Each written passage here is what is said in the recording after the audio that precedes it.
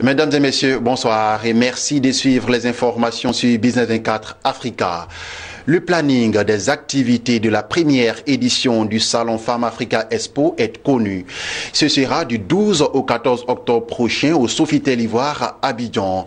3 jours d'activité, non seulement pour rencontrer et échanger avec le public, mais aussi et surtout pour tisser des relations d'affaires. La promotrice Dr Linda Bouboutou-Kabore parle des enjeux du salon et c'était au cours d'une conférence de presse. Pendant 3 jours du 12 au 14 octobre 2017, les professionnels de la santé, de la cosmétique et le public se donnent rendez-vous à Sofitel Ivoire Abidjan en Côte d'Ivoire. Il s'agit du Salon Femme Africa Expo, initié par le Dr Linda Bouboutou-Kabore. Il s'agit de permettre aux professionnels d'échanger et de s'informer sur les dernières innovations pharmaceutiques, aux étudiants de se familiariser avec leur future profession. Le Salon Femme Africa Expo se veut une plateforme de découverte, d'information, de business et d'actualisation sur les cadres légaux et réglementaires au plan national et international. Femme Africa Expo, qui est un salon, c'est la première édition et ça ne sera pas la dernière, dédiée à la pharmacie, médecine, parapharmacie, médecine traditionnelle, cosmétique. Ça sera le lieu de rendez-vous pour les laboratoires, que j'en vois ici présents, les pharmaciens, les médecins, tous les professionnels de la santé, infirmiers, sages-femmes, les étudiants,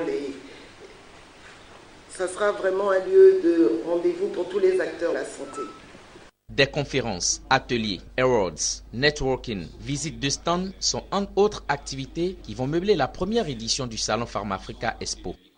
Donc le premier sous-thème, c'est l'évolution de la réglementation pharmaceutique. Le deuxième, c'est l'environnement et la santé. Le troisième, c'est la médecine traditionnelle, naturelle et innovation.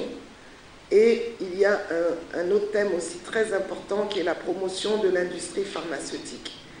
Donc l'évolution de la réglementation pharmaceutique, ça a beaucoup évolué dans nos pays africains, mais chacun reste de son côté. Donc il faut des expériences partagées pour tous ces thèmes en fait. Pour cette première édition du Salon des produits pharmaceutiques Femme Africa Expo, 5000 participants sont attendus au Sofitel Hôtel Ivoire d'Abidjan. Et c'était un reportage signé Mon Désir Nascimento Odifini. L'entreprise de production d'électricité Azito a connu une ambiance toute particulière. Elle a déployé son programme d'opération interne POI, un exercice qui consiste à simuler un incendie et à mesurer sa capacité à le circonscrire le plus rapidement possible. Lawani Babatunde Sorochelina.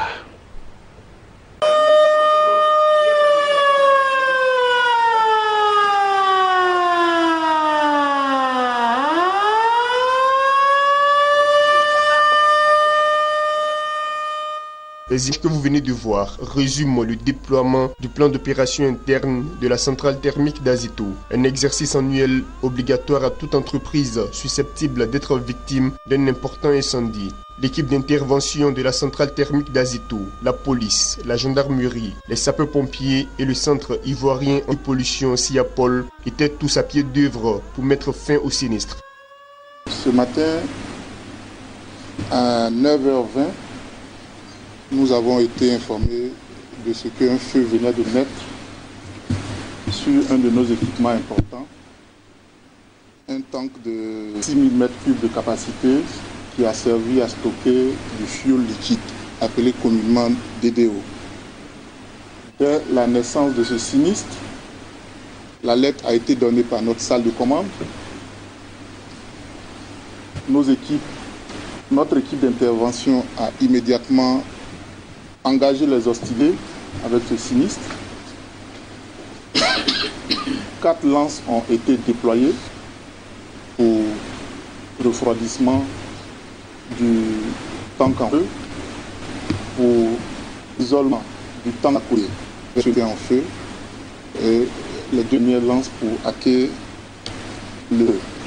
Un appui et les moyens déjà déployés par l'équipe d'intervention d'Azito, l'équipe d'intervention du GSP la relève et est même venu au bout de 15 minutes de lutte, après avoir aussi déployé une lance à émulseur, donc est parvenu à circonscrire totalement le feu autour de 10h40.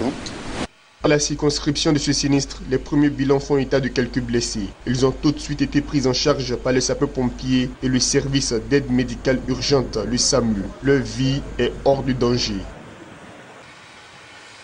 Cet exercice POI consiste à simuler un incendie, mesurer sa capacité à le circonscrire le plus rapide possible et en tirer des leçons de ses imperfections. Cela dans le but d'être efficace en situation réelle et éviter le pire qui engendrait de graves conséquences. Une mesure préventive pour la centrale thermique d'Azito, une entreprise qui produit 35% de l'électricité consommée aux heures de pointe en Côte d'Ivoire. Dans cette édition, intéressons-nous au pouvoir d'achat. Qu'est-ce que c'est? De quoi dépend-il? Et comment le calcule-t-on? Les réponses dans 7 éléments des Décinements Léco. Le pouvoir d'achat correspond à ce que les ménages peuvent consommer avec leurs revenus. Il dépend du revenu et du coût de la vie. Pour le calculer, il est donc nécessaire de mesurer l'évolution des revenus et des prix. La mesure des revenus est complexe. Les ménages disposent d'un ou deux salaires, de revenus sociaux et de revenus de l'épargne. À cela, il faut soustraire les impôts et les taxes. La mesure des prix est donnée par l'indice des prix à la consommation, ou IPC. Il est calculé par l'INSEE à partir d'environ 200 000 relevés de prix de produits ou de services représentatifs de la consommation française. Cet échantillon est suivi tous les mois et actualisé régulièrement, pour tenir compte de la disparition de certains produits et de l'apparition de produits nouveaux. Le sentiment des ménages sur la hausse ou la baisse de leur pouvoir d'achat diffère selon des données statistiques de l'INSEE.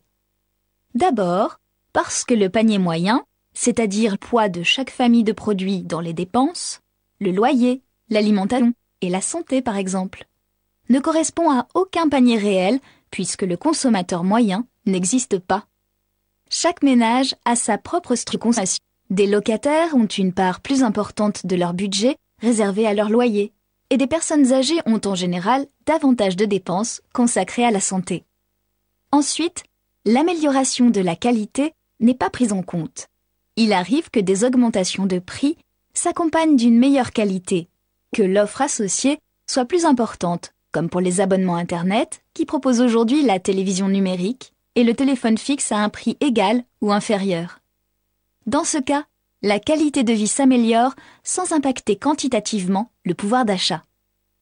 Les consommateurs sont également plus sensibles à la hausse des prix qui concernent les achats courants et répétitifs. Les achats occasionnels de biens durables représentent pourtant une part plus importante dans leurs dépenses et leurs prix ont tendance à diminuer, ce qui augmente notre pouvoir d'achat. Par ailleurs, certains éléments ne sont pas pris en compte dans l'IPC, comme les remboursements d'emprunts associés aux acquisitions immobilières par exemple. Le pouvoir d'achat, qui dépend de l'indice des prix, est une réalité extrêmement complexe à saisir.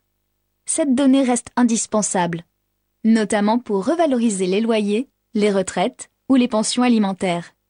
Cependant, le calcul n'a pas forcément de sens au niveau individuel et doit être interprété avec précaution. On poursuit ce temps d'information en nous rendant au Libéria et cette fois, vous le verrez en bref et en image, où le gouvernement envisage d'atteindre un taux d'électrification rurale de 35% d'ici à 2030. C'est ce qu'a annoncé le directeur exécutif de l'Agence rurale d'énergie. Un plan directeur de l'énergie rurale a d'ailleurs été élaboré dans ce cadre, en collaboration avec les différents partenaires et parties prenantes. Le taux d'électrification des populations rurales passera dans un premier temps à 10% en 2020, 20% en 2025 et 35% en 2030. Voilà, c'est la fin de ce temps d'information. J'ai été très ravi de vous l'avoir présenté. Excellente suite de programme sur Business 24 Africa, la chaîne de l'économie.